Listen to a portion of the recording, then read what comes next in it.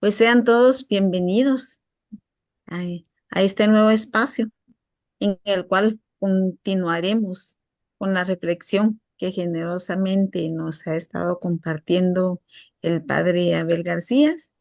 Y bienvenido, padre Abel, nuevamente. Gracias por Gracias, compartir gracias. este espacio con la Asociación de Teólogos y las personas que nos acompañan. Y dejo en el uso de la palabra a nuestro presidente y compañero Daniel Ardón. Por favor, Daniel. Muy buenas noches a todos. Tengo algún problemita con mi cámara, pero por lo menos puedo verlos y escuchar.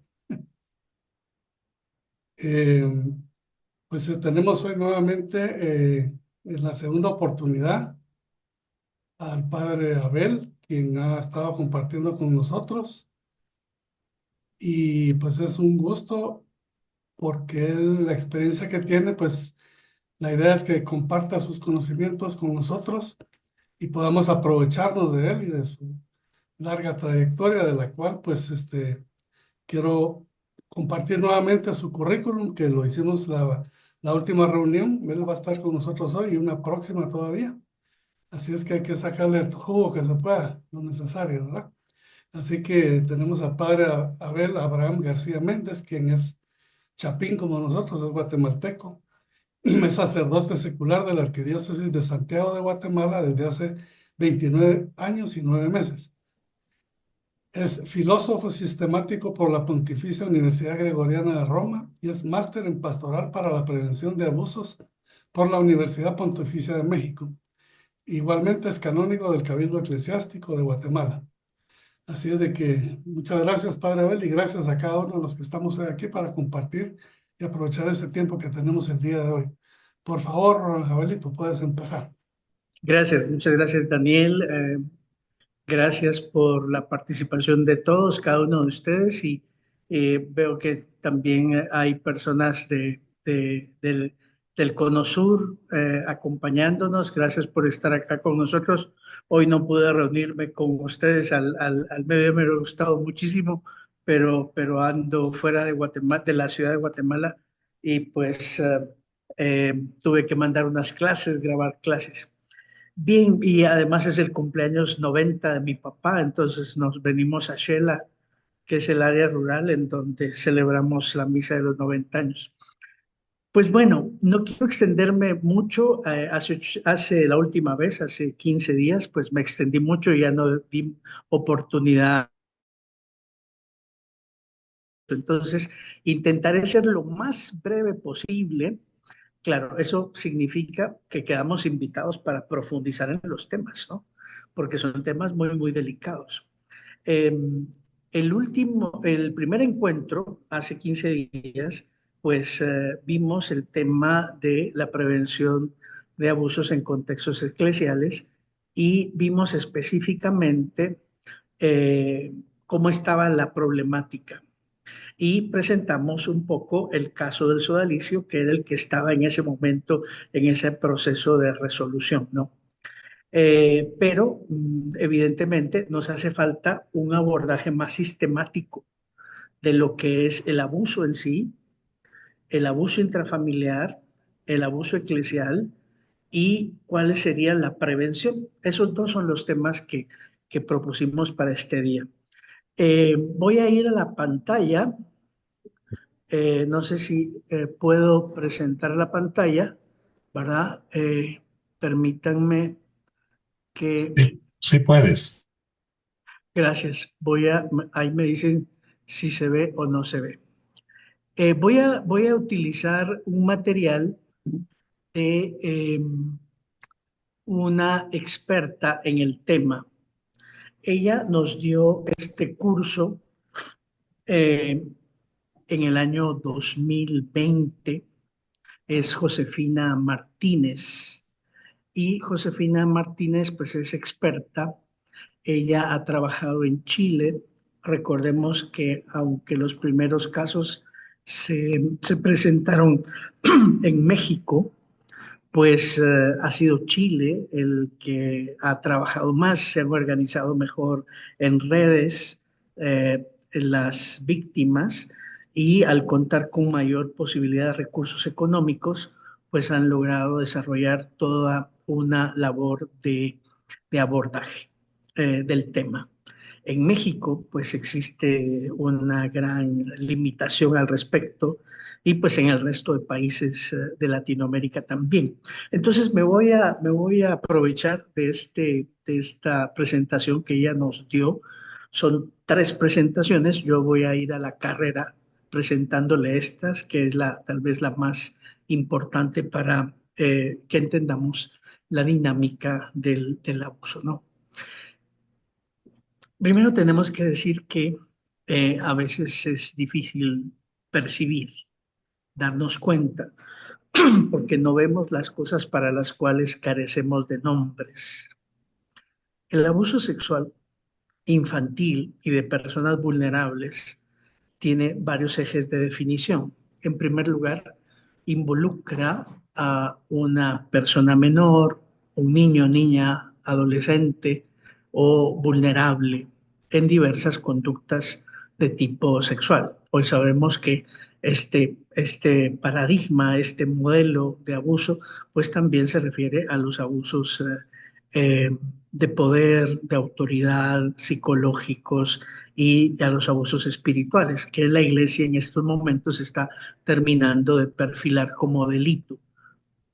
Esta es la clave se da dentro de una asimetría. La asimetría es la diferencia que existe entre las personas, es una asimetría relacional. Ahí vemos al vulnerable o al niño, a la niña frente a su agresor, que es enorme por muchas razones, ¿no? No solo por razones físicas, sino que también por razones espirituales o por razones de vínculo. El niño ve superior a su padre. Se da el abuso de poder en esa asimetría, se da la utilización de maniobras coercitivas, la coerción es una manera de manipulación y esto imposibilita el consentimiento. Las víctimas de abuso, aunque en algún momento dado utilicen la manipulación de culpa, pues muchas veces no son culpables, la mayoría de las veces no son culpables, sino que se le manipula ese sentimiento de culpa para que accedan a someterse al abusador. El abuso sexual es un fenómeno relacional y cualquier forma de abuso también. Al definir los tipos de agresiones sexuales y de otras formas, el vínculo que la víctima tiene con el agresor es un elemento central. Es decir, la víctima reconoce en su victimario cierta relación, ¿no? Cierta dimensión de autoridad. Podemos tipificar el abuso sexual de la siguiente manera. En el contexto familiar, como un abuso extrafamiliar que es cometido por alguien que no pertenece al medio familiar de la víctima, puede ser un desconocido o un conocido, del niño, joven o de la persona vulnerable. Hay un abuso sexual intrafamiliar también, que es el cometido por un miembro de la familia, e incluye a personas con las cuales se convive, aunque no exista un vínculo sanguíneo de parentesco. Eh, el mecanismo es el mecanismo de no ver, de no hablar. El abuso sexual intrafamiliar, especialmente el incesto, nos sitúa en el terreno de la violencia impensable. Desafía nuestros imaginarios de la familia. Puede ser también que hablemos de una familia religiosa, de una familia espiritual. Puede ser que estemos hablando de una parroquia, de un movimiento, de una comunidad. Nos desafía el imaginario que supone que es un lugar seguro, en donde hay una matriz de vínculo biológico, social, que supuestamente asegura el óptimo desarrollo de niños, niñas, jóvenes y vulnerables. También plantea que ciertas creencias han dificultado la acción. Es decir, ¿por qué? Porque se manipula hacia adentro algunos conceptos que son falsos, ¿no? La ropa sucia se lava en casa, los hijos son pertenencia de los padres, hay que conservar la familia a como dé lugar, es decir, la institución por encima de las personas. la institución familiar, la comunidad, la congregación por encima. Y también el hecho de que el que está en una posición de asimetría de ventaja es dueño, es propietario. Hay una relación de sometimiento. Esta expresión es una expresión monstruosa, ¿verdad? Los hijos son pertenencia de los padres, ¿verdad?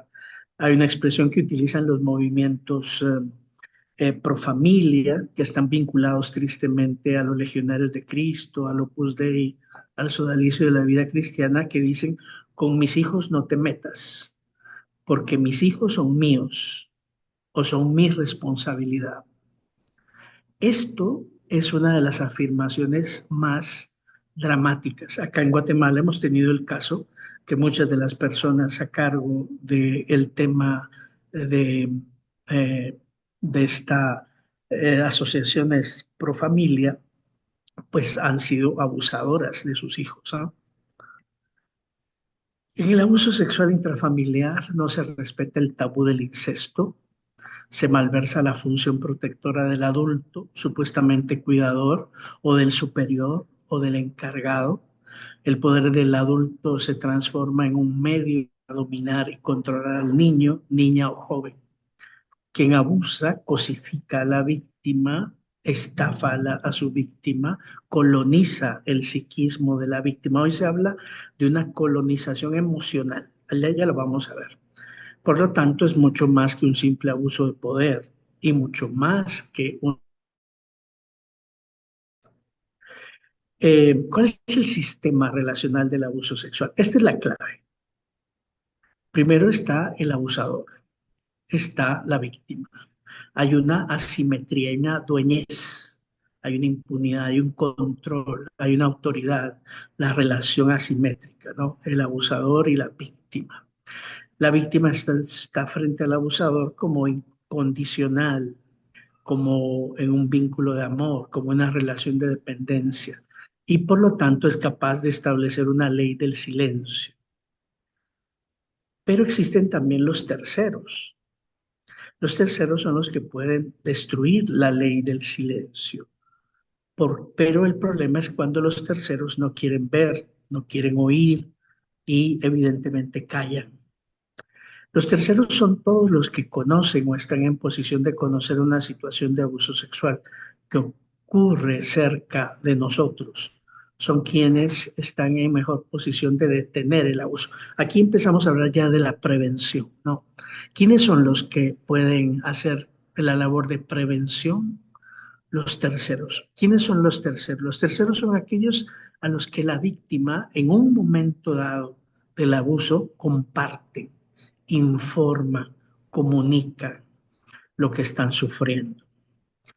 Sin embargo, con frecuencia no se dan cuenta, no quieren ver ni saber, les restan importancia, tienen miedo. Hay un fenómeno psicológico que se llama de doble ciego. Eso lo analiza Rabasola en 1997 en su libro sobre abusos sexuales. Dice que no vemos, que no vemos. Lo peculiar de este fenómeno es que incluye la negación de la propia anestesia. No, no estoy anestesiado, no, no soy indiferente, pero eres indiferente y estás anestesiado. No eres capaz de ver que no ves. Y entonces es incapaz de registrar ese malestar. Eh, Cuando se registra el malestar, es más posible acabar. El abuso sexual o abuso de poder, abuso psicológico, en fin, como proceso relacional, se desarrolla en el tiempo, es decir, va de menos a más, es progresivo, a modo de una espiral creciente y envolvente. El niño, niña o joven va quedando atrapado en una telaraña que de a poco carcome su resistencia y posibilidades de oposición. Es un proceso entonces, hay una fase de seducción, hay una fase de interacción abusiva, ya sea sexual o no sexual, se impone la ley del silencio y entonces el sistema funciona, está en equilibrio. Pero hay un momento en donde la persona que es víctima de abuso, sea menor, sea vulnerable, sea niño o niña, pues comunica, comparte, da un grito, da una señal de auxilio.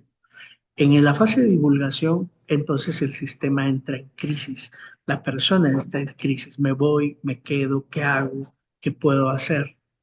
Y entonces vienen dos posibilidades. O se protege interrumpiendo el abuso o se retracta y hay una continuación del abuso. ¿Por qué se retracta la víctima? Porque es engañada nuevamente, seducida, o es atemorizada, o es incriminada, la culpa es tuya, en fin, un montón de cosas. Y entonces cuando ocurre la segunda posibilidad, vuelve a colocar el sistema en equilibrio.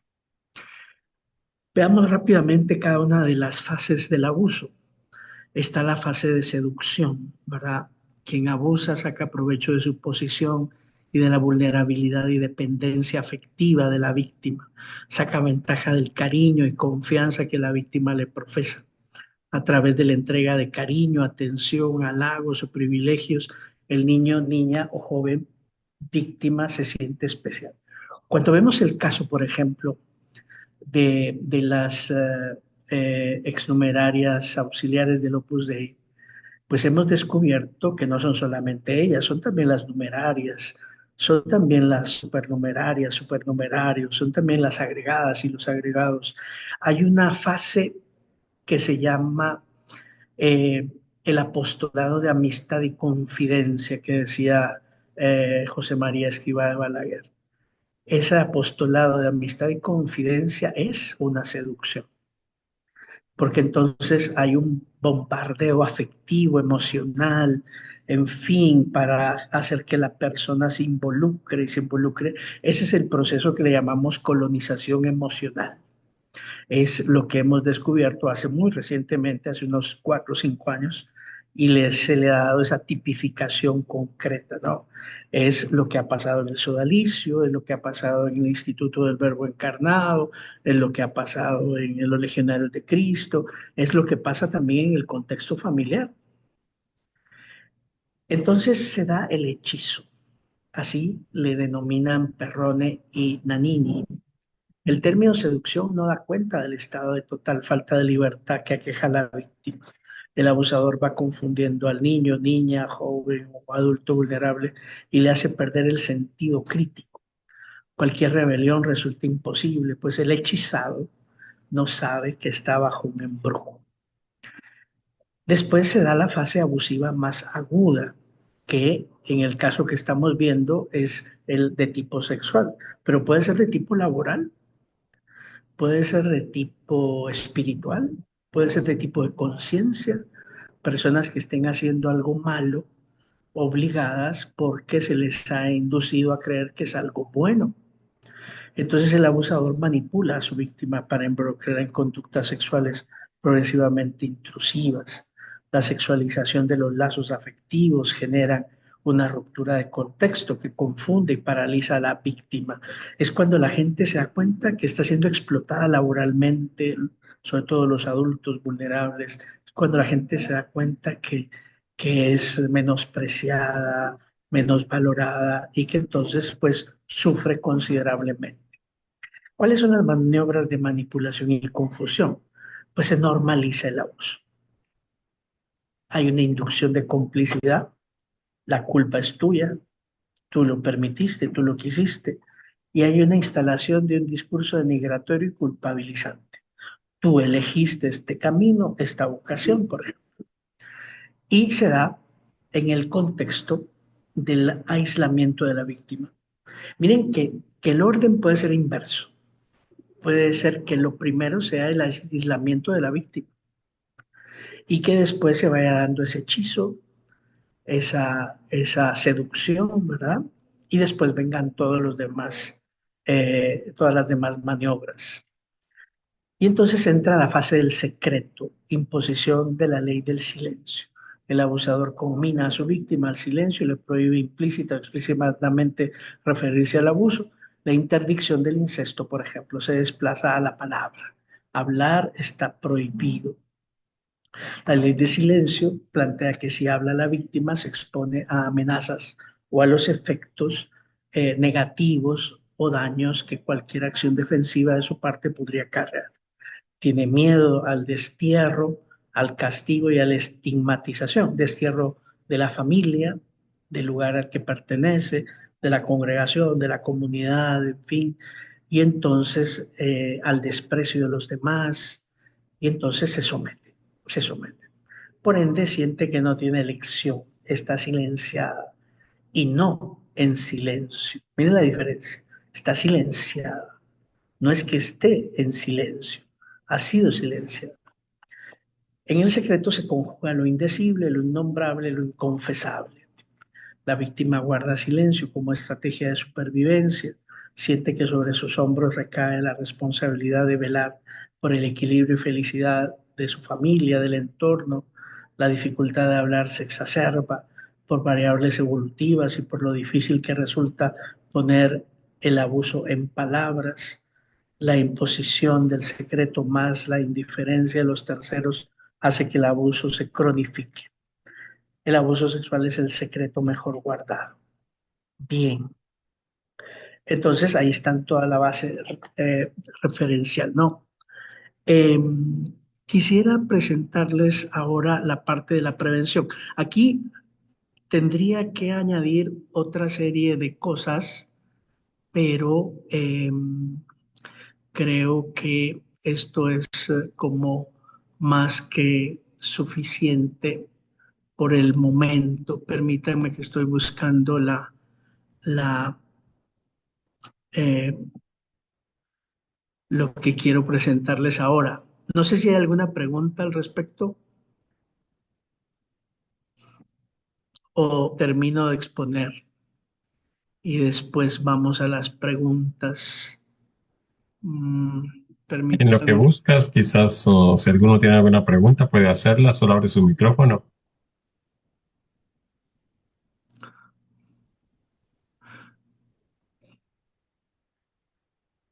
solo voy a ir, no sé dónde dejé la bendita presentación que la tenía aquí.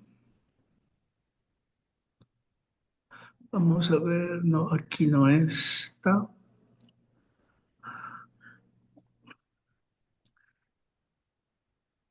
aquí tampoco está, y aquí tendría que estar, no, tampoco está. Si no, la voy a traer de nuevo. Ah, sí, aquí está.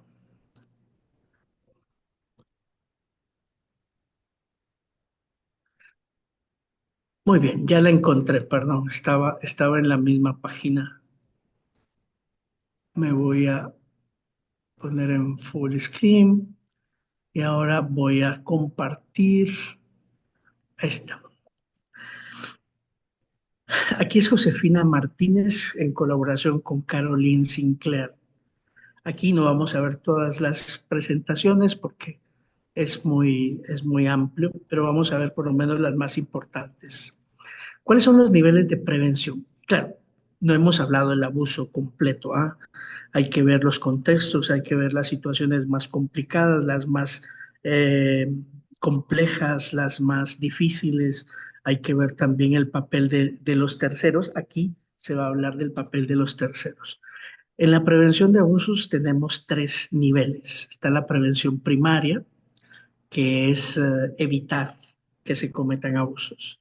La prevención secundaria, que es cuando se tiene noticias o se determina que ya existe abuso, se corta y se evita su cronificación. Y la prevención terciaria, que es cuando ya hay víctimas y se acompaña a las víctimas en el proceso de sanación. Lo ideal es que las víctimas pasen de víctimas a sobrevivientes, pero en un proceso de sanación. Y evidentemente que logran alcanzar en ese proceso de sanación lo que denominamos la justicia restaurativa. A veces la justicia restaurativa consiste en el reconocimiento público del abuso por parte del abusador. A veces implica también el resarcimiento económico, ¿no? y a veces implica, como lo está planteando el Papa Francisco, la disolución de la institución abusiva, ¿sí? Que la institución abusiva desaparezca, ¿verdad? Cuando ha sido reiterativa la actividad abusadora. A la prevención primaria le llamamos prevención. A la prevención secundaria le llamamos acompañamiento. Y a la prevención terciaria le llamamos salvaguarda. ¿Cómo debemos salvaguardar a los vulnerables? Sí. Y entonces volvemos aquí a plantear nuevamente en qué consiste esto, ¿no? ¿Qué es lo que hay que considerar en el abuso sexual? Que se involucra a un niño en una conducta sexual, que hay un abuso de poder, que hay una cosificación, generalmente es cometido por una persona cercana o conocida. Aquí tenemos de nuevo el sistema relacional del abuso de conciencia. Aquí tenemos el papel de los terceros. Son todos los que conocen o están en disposición de conocer una situación de abuso sexual que ocurre a su alrededor. Son quienes están en mejor posición de detener un abuso. Repito el concepto fundamental. Sin embargo, aquí tenemos el gran problema. No saben, no se dan cuenta, no quieren ver ni saber, le restan importancia y ahí se agregan dos elementos más. Tienen miedo. La madre que permite que su esposo abuse de sus hijos tiene miedo. Los obispos que consienten que haya congregaciones o prelaturas abusivas es porque tienen complicidad ideológica. Se dan cuenta que ya tenemos un avance, ¿no? Un avance que pasa también en un contexto machista, en un contexto culturalmente machista, pues se considera que los hijos son propiedad de los padres y que por lo tanto los padres pueden abusar de los hijos. Se normaliza. Vamos a seguir. Es un proceso, eso ya lo habíamos visto, ¿eh? Quien abusa parte ganándose la confianza del niño y de su entorno. Quien abusa se aprovecha del vínculo de dependencia y confianza. La erotización de los lazos que partieron siendo afectivos confunden y paralizan. La imposición de la ley del silencio, que ya les habíamos dicho, lo más grave es que pues se intenta normalizar el abuso, inducir la complicidad, instalar un discurso denigratorio y culpabilizante y sobre todo se desarrolla un planteamiento serio de amenazas, ¿sí? Todo esto contribuye a anular el sentido crítico de la víctima. Monseñor, ¿cómo está? El niño o joven guarda silencio como estrategia de supervivencia. Siente que sobre sus hombros recae la responsabilidad de velar por el equilibrio y bienestar de su familia y de su entorno. La dificultad de hablar se exacerba por variables evolutivas y por lo difícil que resulta poner el abuso en palabras. La imposición del secreto más la indiferencia de los terceros hace que el abuso se cronifique. ¿Cómo romper el silencio?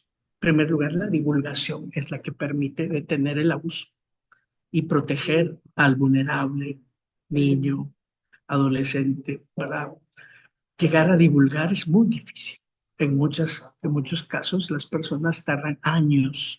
Se da lo que se llama una disociación de la memoria. A veces se da una disociación corpórea.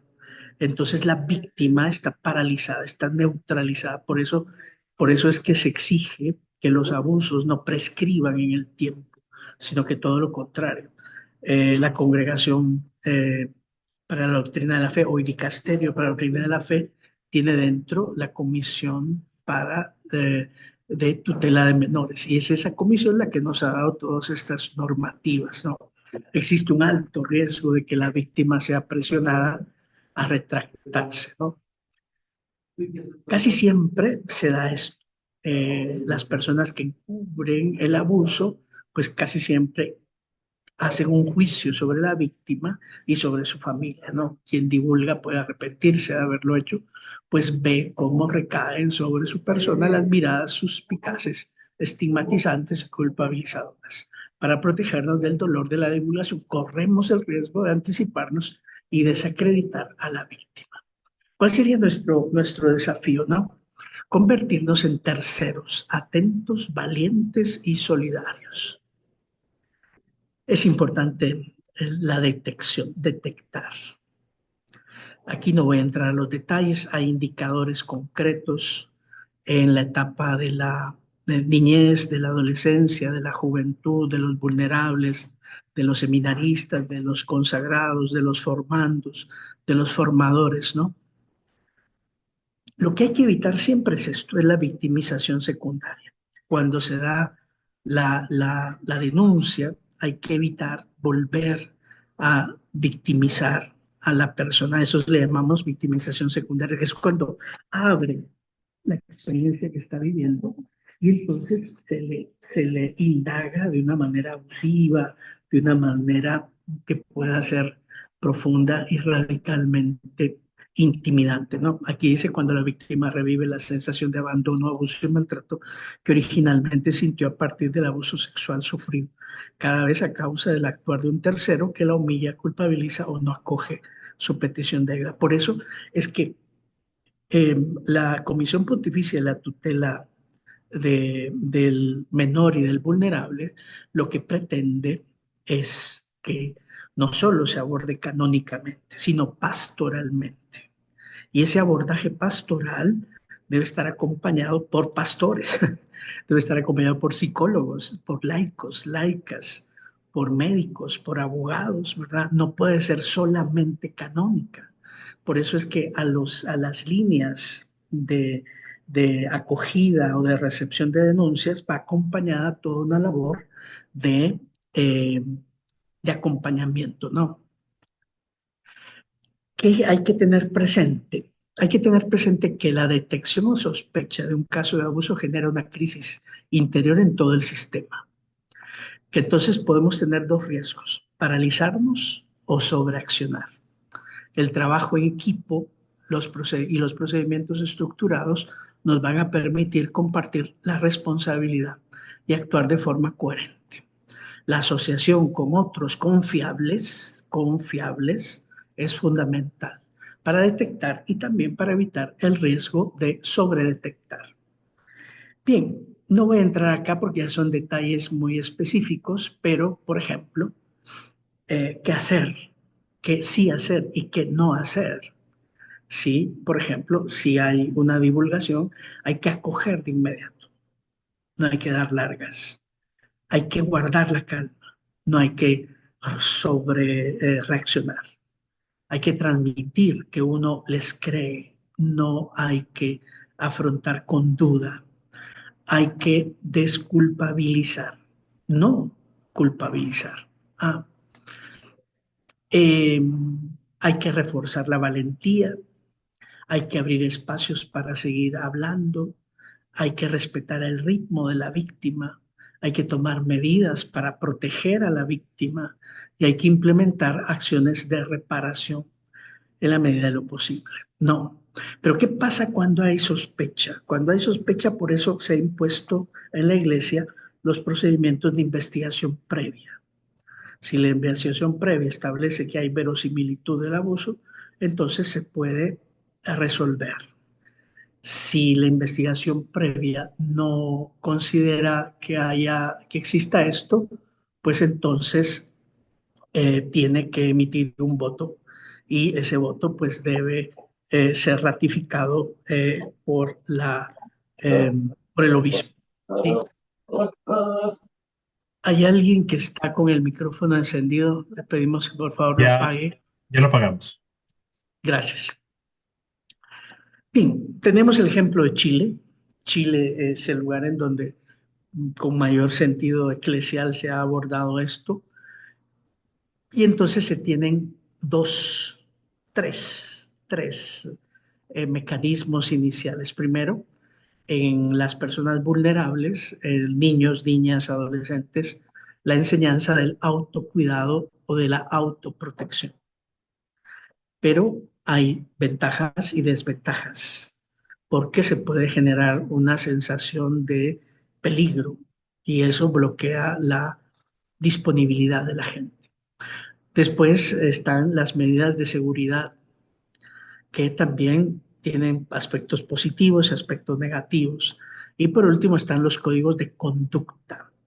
Los códigos de conducta, hoy se pide que todas las instituciones de la iglesia, que todos los centros eclesiales tengan códigos de conducta, pero deben ser códigos de conducta actualizados. Si no hay códigos de conducta, no se puede certificar que la diócesis o que la congregación o que el movimiento eclesial pues está. O sea, hay que tener las líneas generales de la prevención de abuso y estas concretizarlas en un proceso de sensibilización, en un proceso de comprensión, de asimilación y deben finalmente quedar resguardadas en los códigos de conducta. No voy a entrar a este detalle porque estos ya son detalles, por ejemplo, la enseñanza del autocuidado, los riesgos de este enfoque. Es muy difícil, ¿verdad? Porque generaría una desconfianza ante el mundo. Hay aportes positivos en esta tarea del autocuidado, ¿verdad? Y pues implica también un acompañamiento. El otro aspecto es que se necesita resituar la responsabilidad de los adultos o la responsabilidad de los superiores. Los superiores deben reconfigurar su mentalidad y su actitud. Si no hay esa reconfiguración de su manera de actuar, de pensar, de ser, en obispos, en párrocos, en catequistas, en superiores, superioras, veo que aquí también hay varias religiosas que nos están siguiendo, pues entonces de nada sirve tener protocolos, de nada sirve saber las líneas de prevención, de nada sirve absolutamente nada si no hay un cambio de mentalidad. Entonces aquí hay algunas acciones específicas. En América del Sur se habla de la cultura del buen trato, de la cultura del buen trato. Es la línea de América del Sur, sobre todo el Cono Sur, ¿no? Desarrollar una iglesia en donde se desarrolle el buen trato o una cultura de la protección. El CELAM está utilizando este término, el CELAM es el Consejo Episcopal Latinoamericano que nos plantea algunos aspectos de este tipo, ¿no? Que hacia una cultura del buen trato. Ahora, para, para algunos miembros de la Comisión Pontificia de la Tutela del Menor, esto podría ser encubridor. Entonces, la Comisión Pontificia de la Tutela del Menor prefiere utilizar la categoría de prevención y salvaguarda. Prevención y salvaguarda, no tanto hacia la cultura del buen trato o hacia la cultura del respeto, no. Hay que hablarle lo que es prevención de abusos y eh, salvaguarda de vulnerables. Yo prefiero este título, este último título. Entonces, pues aquí se plantea también algunos aspectos ya en los adolescentes y en los vulnerables, ¿verdad? Hay acciones específicas, ¿verdad? Aquí venimos con el segundo aspecto. El segundo aspecto habla de las medidas de seguridad y códigos de conducta también. Se recomiendan algunas cosas, no vamos a entrar en detalle por cuestión de tiempo, y hay que ver que hay aspectos positivos en esta medida, en esta forma de prevención, pero también hay aspectos negativos, ¿no? Eh, de posturas obsesivas, de posturas excesivamente sospechosas, ¿verdad? Que en todas partes se vean cosas negativas o cosas equivocadas, ¿no? Y entonces, pues aquí tenemos ya los aspectos positivos de este aspecto, ¿no? De los códigos y de los mecanismos de control y de seguridad. Eh, Cosas a tener en cuenta. Si el abuso es un fenómeno complejo y multicausal, diríamos en Guatemala, la prevención no puede ser simplista ni crearnos una ilusión de control. No se trata de desechar los enfoques anteriores, sino de minimizar los riesgos al aplicarlos, rescatar lo bueno y además enriquecerlos. ¿Qué es lo que se echa de menos en estos programas? Pues no vamos a entrar a considerar esto ahorita. Y aquí tenemos nosotros también la tipificación de la jerarquía, qué tipo de planteamientos jerárquicos son los más adecuados. Bien, no voy a entrar acá, yo creo que ya estamos sobre el límite, ¿verdad? En síntesis, el límite del tiempo. La principal estrategia de prevención sigue siendo romper el silencio. El maltrato infantil o vulnerables es un fenómeno complejo multicausal. Como las medidas de control para evitarlo no son infalibles, es necesario complementarlas con políticas de promoción de relaciones. Precisamente es lo que se llama hoy en día la sinodalidad. La sinodalidad en la iglesia lo que pretende es romper con esa asimetría del clericalismo y también con esa asimetría del poder absoluto de los padres sobre los hijos, ¿no? No, los padres deben entenderse como servidores de los hijos, ¿sí? Y promover la cultura del buen trato. No nos basta con la ausencia de abusos, queremos ir por más, ¿sí? Muy bien, justo los 45 minutos para dejar tiempo para las preguntas. Creo que eso es el mensaje que me había puesto. Sí, pues bueno, ¿qué les parece? Perdón que haya sido así muy telegráfico. Para mí es telegráfico porque hay un montón de cosas que me hicieron falta decir, pero creo que eso nos da una visión general. Lo bueno es que la Comisión Pontificia de la Tutela del Menor está abordando esto con seriedad y lo está haciendo a partir de los aciertos y de los fracasos. Han sido más los fracasos que los aciertos a la hora de abordar el tema de Marcial Maciel y los legionarios de Cristo, que es una intervención y una reforma fallida, ¿no? También de los fracasos y aciertos a la hora de afrontar el caso de Fernando Caradima en Chile. También de los fracasos y de los aciertos ahora con el tema del sodalicio, ¿no? O sea, tardar 25 años en resolver un caso, ver también la intromisión de elementos abusivos que intentan detener la tutela de los vulnerables y de los menores, pues también el poder, no podemos negar que hay una clara vinculación en estas grandes experiencias y tristes experiencias de abuso con el poder político, con el poder económico, con el poder en general. Y entonces, pues tenemos que ver cómo se maneja este aspecto, ¿no? Pues bueno, creo que ya me pasé. Yo tenía una pregunta, Sí, claro, Daniel. bueno, muchas preguntas que surgen de esto, porque viendo la situación de nuestro país y la vulnerabilidad que hay con el pueblo de Guatemala que ha sido sometido, explotado, podemos hablar de muchas clases de intervención en la vida de las personas. Yo quisiera saber si aquí en Guatemala existe una estadística o hay un récord de casos comprobados de abusos o simplemente están en el aire y por lo menos en las familias, si a quién acudir a la hora, qué organización o oficina de los derechos humanos, a dónde la gente puede abocarse para denunciar un caso de estos y llegar a un veredicto final, ¿verdad? Es decir, cómo se comprobó y si tiene una reprimenda, un castigo, un señalamiento. Sí, en el 2011 se les mandó desde el entonces, de la entonces Congregación para la Doctrina de la Fe a los obispos que hicieran unas líneas generales de prevención de abusos.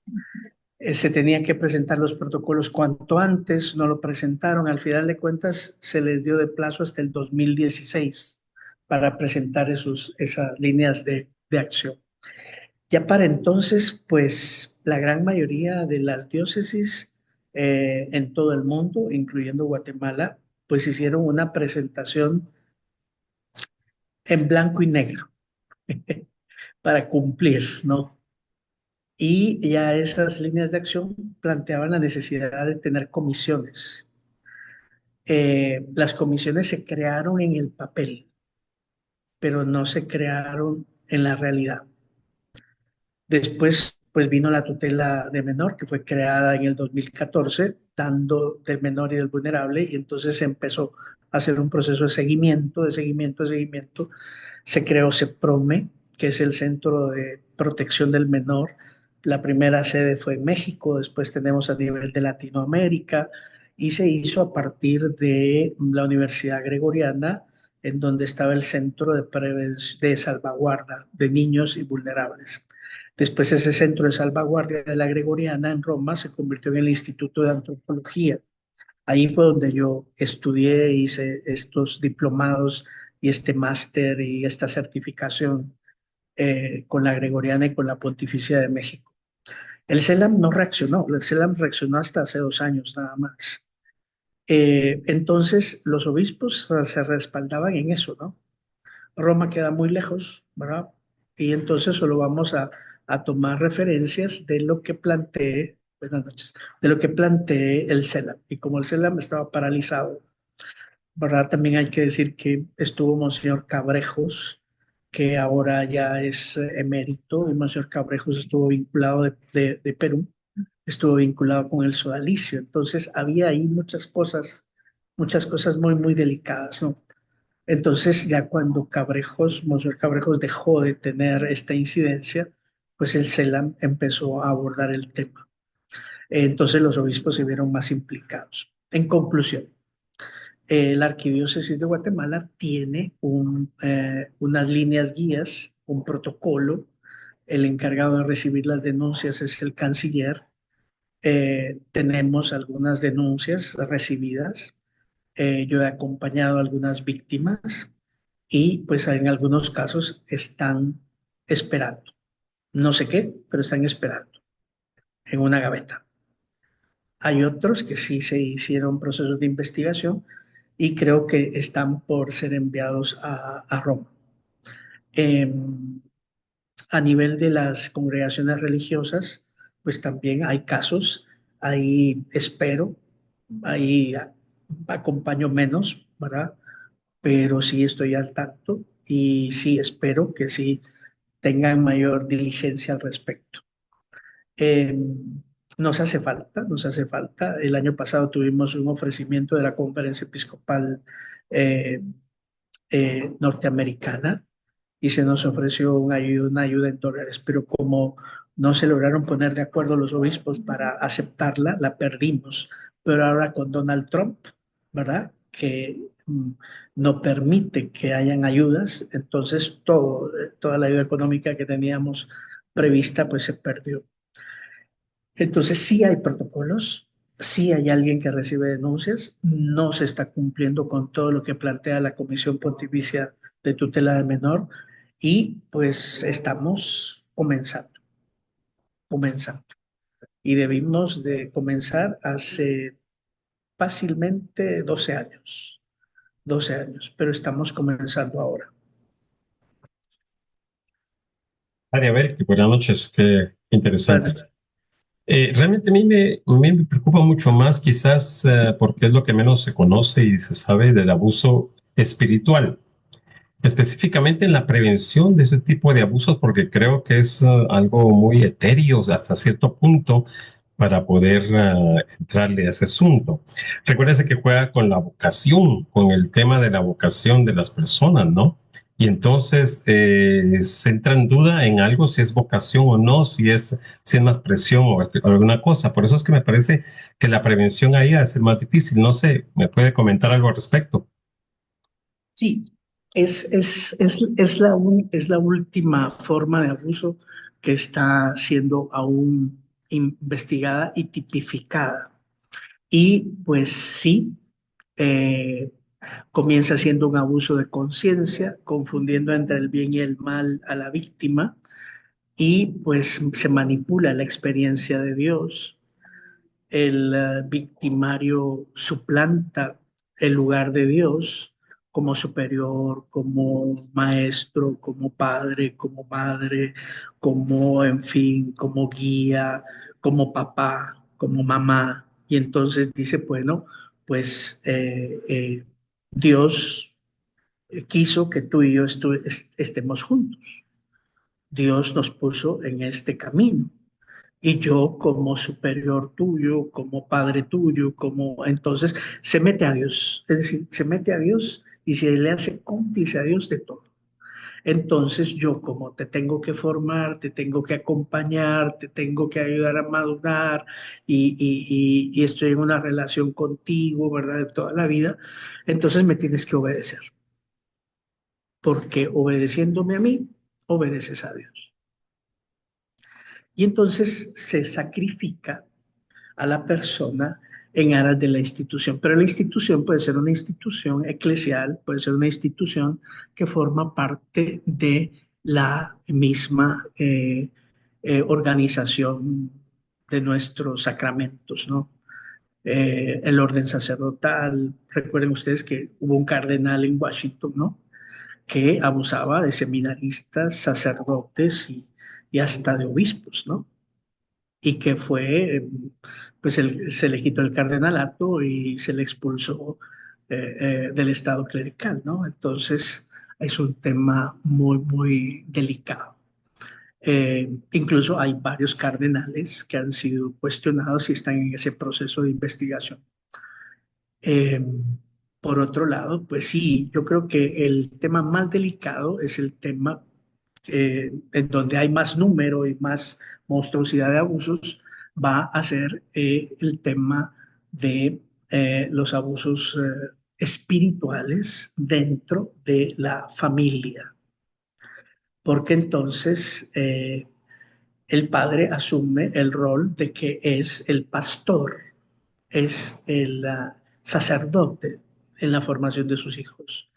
Y entonces, pues, los va formando en una línea moral que muchas veces no tiene nada que ver con Jesucristo ni con su evangelio, ¿no? Y entonces tenemos verdaderas deformaciones de conciencia, ¿no? Fundamentalismos, ideologización, ¿verdad? Y cosas muy, muy delicadas. Entonces, en este momento ya hay un documento que sacó el Dicasterio para la Doctrina de la Fe de cara a el discernimiento de apariciones.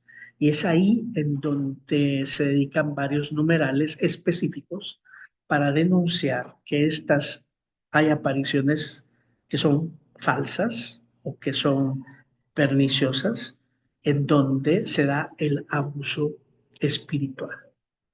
Y es ahí en donde tenemos, digamos, el primer brote canónico ya, que es una legislación, aunque no aparezca en el Código de Derecho Canónico, es una legislación menor, pero es ley. Ya tenemos la tipificación del abuso espiritual. Una primera tipificación de cara a esas apariciones y a esos videntes, ¿no? Cuando los videntes empiezan a pedir obediencia, cuando los videntes empiezan a pedir dinero, es que la Virgen quiere, es que el santo quiere, es que esto, entonces ahí puede darse algún tipo de tipificación de abuso espiritual cuando se plantea eso. No sé si fui muy claro o lo confundí todo, pero he intentado ser claro, ¿no? No, está bien. Lo que iba también era a ver qué se está haciendo para prevenir ese tipo de abusos, ¿no? Porque hablamos de la prevención específicamente, pero este me parece que es un poquito más difícil como para enfrentarlo o prevenirlo. No sé, hay tantas gentes involucradas en las congregaciones y en todos los grupos comunales y todo lo demás. Tenemos que asumir la sinodalidad. Tenemos que asumir la sinodalidad y la sinodalidad plantea una renovación profunda y radical de nuestra formación y una actualización en donde nuestra eclesiología sea renovada por la sinodalidad y nuestras relaciones interpersonales sean renovadas por esa también sinodalidad que combata toda forma de clericalismo. No solo existe el clericalismo en el clero, existe el clericalismo también entre los laicos, ¿verdad? Y eso, ¿verdad? O sea, hay algunos laicos en movimientos eclesiales que son Dios, ¿verdad? Y se creen Dios. hay algunas parroquias en donde hay algunos laicos o algunos sacristanes que también son la autoridad de la comunidad, ¿verdad? Entonces, pues sí, la sinodalidad creo que es el camino a nivel de una clara reforma eclesiológica, pero eso supone una renovación en la formación. Si aquí estamos en la Asociación de Teólogos de Guatemala y ya nos formamos hace tiempo, ya estamos algo viejitos en la formación, pues tenemos que renovarnos en esa formación y tenemos que renovarnos en clave de sinodalidad, ¿no? Ok, hay una pregunta aquí en el chat que dice, ¿existe alguna línea telefónica, perdón, o algún actor local para poder realizar de forma inmediata una denuncia por parte de la curia, ayuda inmediata? Sí, tendría que ser directamente con el canciller, a la curia y con comunicación al canciller. En este momento el canciller en la arquidiócesis de Guatemala es el padre Antonio Zuleta. Sí, él es la persona indicada. Ahorita no me recuerdo el número de la curia ni el número directo que él tiene. También la curia tiene en su protocolo de recepción y gestión de denuncias pues un correo electrónico que es, si no estoy mal, sigue siendo el correo electrónico del secretario del arzobispo. Sí, si no estoy mal, pero sí existe. Ahora, hay que ver, ¿verdad? Que sí funcione, ¿verdad? Ro- Hay que dar el acompañamiento para que funcione. Roxana tiene la mano levantada. ¿Puedes abrir tu micrófono? Sí, muchas gracias. Buenas noches. Acabo de adjuntar en el chat el protocolo de la arquidiócesis. Ahí está el correo y ahí está el procedimiento para poder presentar cualquier denuncia por si les es de utilidad. Creo, padre, también, y muchas gracias por la información. em, Creo que no es solamente en Guatemala, sino creo que en Latinoamérica el alto grado de primero clericalismo, ¿verdad? Que existe y eso ha facilitado que muchos sacerdotes religiosos, religiosas, pues abusen, porque los mismos laicos defienden a capa y espada a abusadores, y quien denuncia se vuelve entonces el aférrimo enemigo. Incluso a mí me dijeron por denunciar un caso de abuso de un sacristán que me exigían que le fuera a pedir perdón al padre, ¿verdad? Por denunciar abusos contra niños y niñas, no abusos sexuales, sino el sacristán les gritaba a los niños, les gritaba a las niñas, acólitos, acólitas, muchas mujeres de la parroquia donde yo estuve se salieron por el maltrato, a mí me expulsaron de mi parroquia, estoy ahora en otra parroquia sirviendo, ¿verdad? Y es triste que la gente no pueda ser, o sea, el mismo clericalismo nos vuelve ciegos y no nos damos cuenta del daño que causan estas personas. Primero, segundo, aquí en Guatemala creo yo que yo hice un trabajo para mi trabajo final para una maestría que se relacionaba con religión y política, porque aquí en Guatemala, lamentablemente, la política se mezcla mucho con la religión. Y entonces vemos a políticos, políticas que en el nombre de Dios cometen una cantidad de injusticias, de robos, de corrupción, y la gente por fanatismo les cree y lo sigue. O sea, ese nivel de ceguera es muy grande y muy preocupante. Y les digo un pequeño ejemplo, ¿verdad? La comunidad esta de Lech Tabor que está ahí en Avenida Elena, yo veo que la gente les llevan donaciones y todo, y los hombres de Lech Tabor son abusadores sexuales. Hay niñas que están embarazadas, pero el fanatismo no cega. Entonces, es un problema muy serio para mí, ¿verdad? El que existe en Guatemala, este fanatismo, em, esta falsa creencia que es conveniente inclusive para políticos corruptos mantener a la gente ciega, pero que al final daña, porque entonces no se cometen una cantidad increíble de injusticias y la gente sigue defendiendo por la fe, según ellos, ¿verdad? Este tipo de atrocidades que se cometen, ¿verdad? Yo creo que es un trabajo muy difícil el abrirle los ojos a las personas, y que el proceso, como usted decía, es muy lento, ¿verdad? Yo lo vi con este caso en mi parroquia, pues yo quise arreglarlo por la forma correcta, fui con el vicario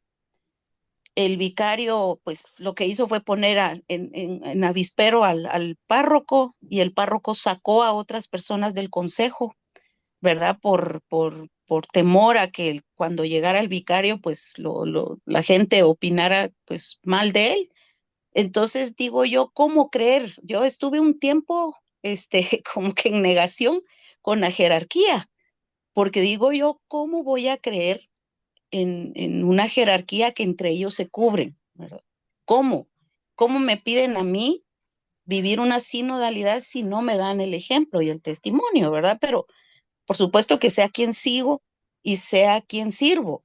Y entonces, pues yo sigo sirviendo, sigo Para el trabajando porque corta. creo, ¿verdad? Pero ya, entonces creo que todavía hay mucho por hacer. Sí, usted tiene razón. Tengo un poco de problemas con la señal, pero sí usted tiene razón. Capté la idea general.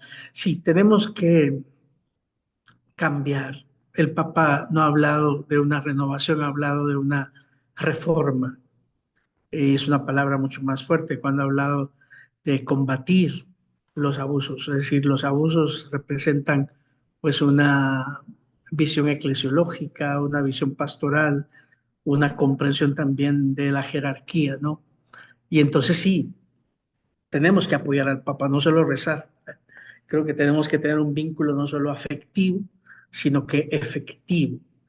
No solo un vínculo público, sino que un vínculo auténtico y existencial con el magisterio de este Papa, porque evidentemente este Papa está asumiendo las cosas más difíciles que no se habían asumido probablemente en varios siglos, ¿no? Ahorita igual que se comenta en el chat, dice, lo peor es que el abusador se gana a la comunidad con las inescrupulosas estrategias propias de su perfil. Sí, es cierto, es cierto. Yo, ¿Alguna otra pregunta por ahí en el chat o de viva voz?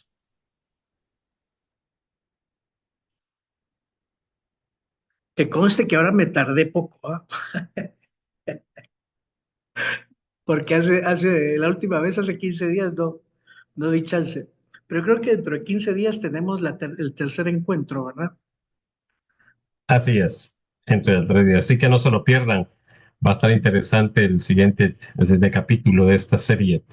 Y vamos a tratar de explotar al padre Abel para otros temas todavía más álgidos y específicos. Con su experiencia que tiene, creo que nos va a iluminar enormemente para nuestra vida cristiana específicamente y para llevar la buena noticia a todos alrededor de una forma sana específicamente, ¿verdad? Bueno, Claro, creo que claro por que sí. el tiempo vamos a cerrar la actividad, ya que no hay preguntas. Gracias por su ponencia, dice Roxana. Claudia Carrero dice gracias, Padre Abel. Así que sí, gracias, Padre Abel, por su participación siempre tan específica y tan especial. El anuncio de ley es que esta grabación va a estar publicada en YouTube. La de la sesión pasada está subida a YouTube, solo que ese video no está editado. Por la premura de tiempo queríamos hacerlo rápido, entonces hay como unos 15 minutos previos donde estuvimos hablando, charlando otras cosas, así que por favor adelanten su video si lo quieren ver en YouTube, adelanten el video unos 10 minutos para que no se aburran viendo esas cosas. Esta reunión de ahora va a ser subida, por supuesto, pero sí la voy a editar antes y esperemos que la tenga la semana entrante. para que ustedes puedan acceder a ella, al canal de YouTube, Asociación de Teólogos de Guatemala. Ese es el canal en YouTube de nuestra asociación. Gracias, Padre, de nuevo. Que el Señor lo bendiga. Gracias a todos ustedes por haber participado con nosotros de esta experiencia tan hermosa. Los invitamos a que estén atentos de nuestras actividades, especialmente la de dentro de 15 días, que va a ser el Padre Abel también el que nos va a ilustrar otro tema siempre relacionado con abusos y prevenciones, ¿verdad? Feliz noche, que tengan todos y nos vemos Gracias. dentro de 15 días. Feliz noche. Gracias. Feliz noche a todos, muchas gracias. Muchas gracias. Adiós, Feliz adiós. noche. Gracias. Gracias. Tal vez solo un comercial. Yo soy teóloga y psicóloga. Si necesitan en algún momento algún servicio de acompañamiento, estoy a la orden. Les pongo mi número en el chat. Perfecto. Muchas gracias. Muy amable, sí. Muchas gracias. Gracias, feliz noche. Gracias, Daniel. Gracias, Padre Abel. Feliz noche, Rodolfo y Pati. Gracias a todos. Un abrazo.